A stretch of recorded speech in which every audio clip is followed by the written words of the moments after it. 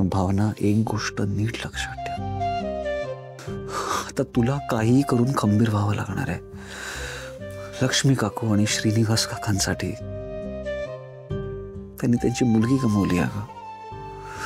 आता तुलाच त्यांना इमोशनल आधार द्यावा लागणार आहे. काकूंची अवस्था तर तू बघतेस ना, त्यामुळे तुला तुझं मन घट्ट करून तुझ्या कुटुंबासाठी उभं राहावं लागणार आहे. जान्हवीची जागा तुला घ्यायची आता. हा, आणि हे बघ, या सगळ्यात तू एकटी नाही आहेस. मी प्रॉमिस करतो तुला की मी तुला कधीच एकटा पडून देणार नाही. मी तुझ्या कायम सोबत आहे. मला पटतंय सगळं, पण मी जानूची जागा नाही घेऊ शकणार. पण ते असं सगळं का घडतंय? आपल्याच बरोबर का चाललंय हे सगळं? मला माझी बहीण परत हवीये. प्लीज मला जानू परत हवीये सिद्धिराज, प्लीज.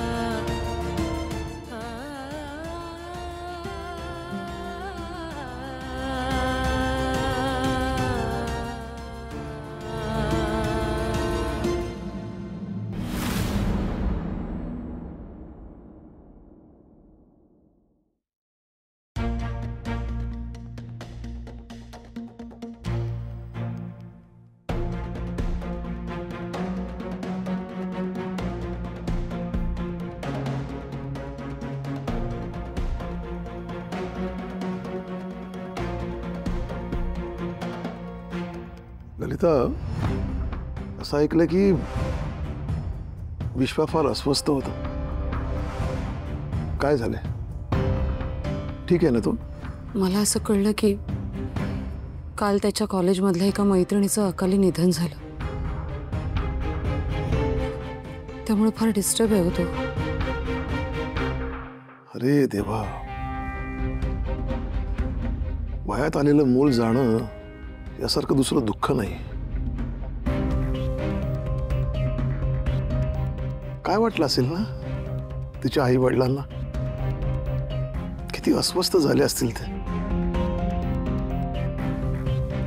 विश्वासच बसला नसेल की तिला आपण गमावले. आता ती या जगात नाही. सांगू का, मी हे ऐकलंय ना तेव्हापासून माझ्याही डोक्यात तिच्या आई वडिलांचाच विचार घोळावतोय.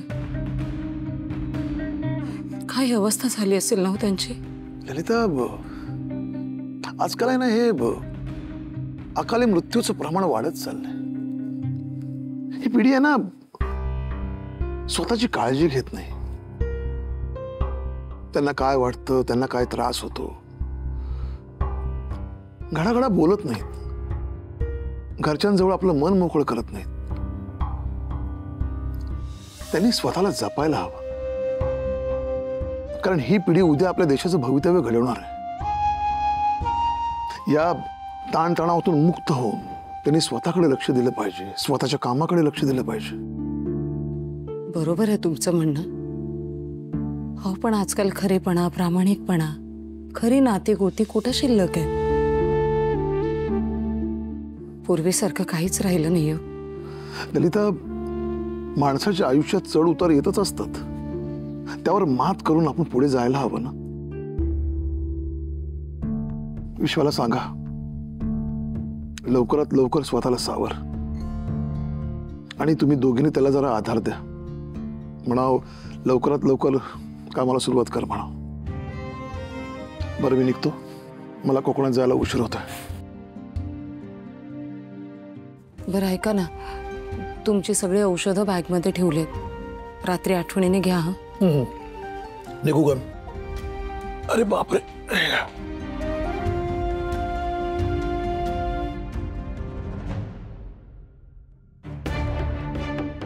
अगं तू सकाळीच सकाळीच. व्यंकी कुठं आहे? कुठं आहे व्यंकी? आत्ताच्या आत्ता चल चल.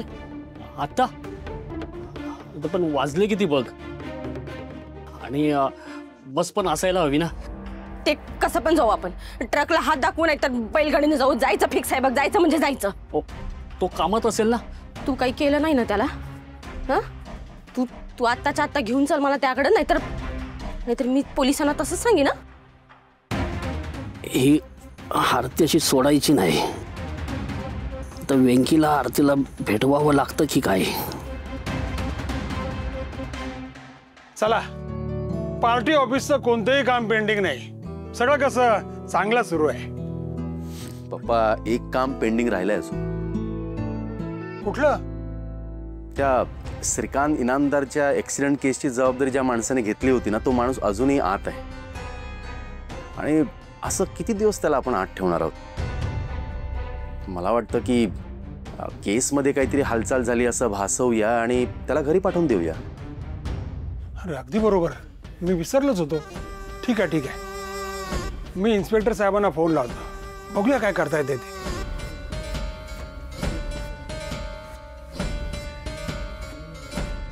काय झालं पप्पा?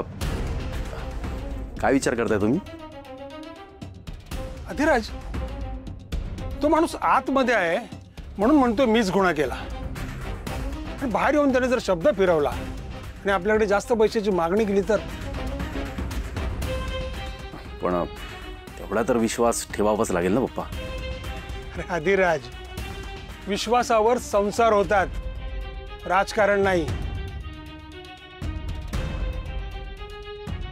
त्या माणसाचा काटा काढलेलाच बरा.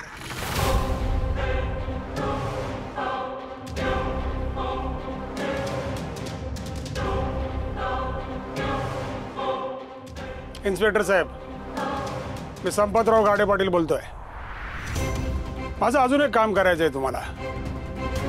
त्या माणसाला एका तुरुंगातून दुसऱ्या तुरुंगात हलवायचं आहे किंवा मेडिकल चेकअपसाठी घेऊन जायचं आहे, असं काहीतरी कारण काढा.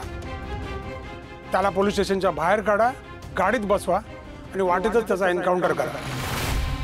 आणि एखादी गोळी तुम्हालाही चाटून घ्या. त्याने स्वतःची सुटका करण्यासाठी तुमच्यावर हल्ला केला आणि स्वसंरक्षणासाठी तुम्ही हे पाऊल उचललं असं भासवत आहे. समजलं? साहेब, अहो पण थोडं रिस्की आहे. पण आधी तुम्ही म्हणाला होता तसं या माणसाला आपण सोडून देऊ शकतो. तुमचं मत तुम्ही मांडायला माझी काही हरकत नाही, पण निर्णय मात्र माझाच असेल. मी सांगितलं तेवढं करा. जास्त डोकं चालवू नका. समजलं? हो साहेब.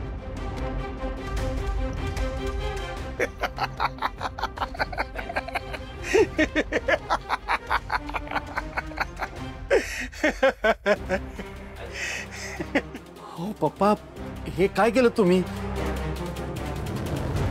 सोय, तुझा भाऊ जेलमध्ये सोडू नये याची सोय.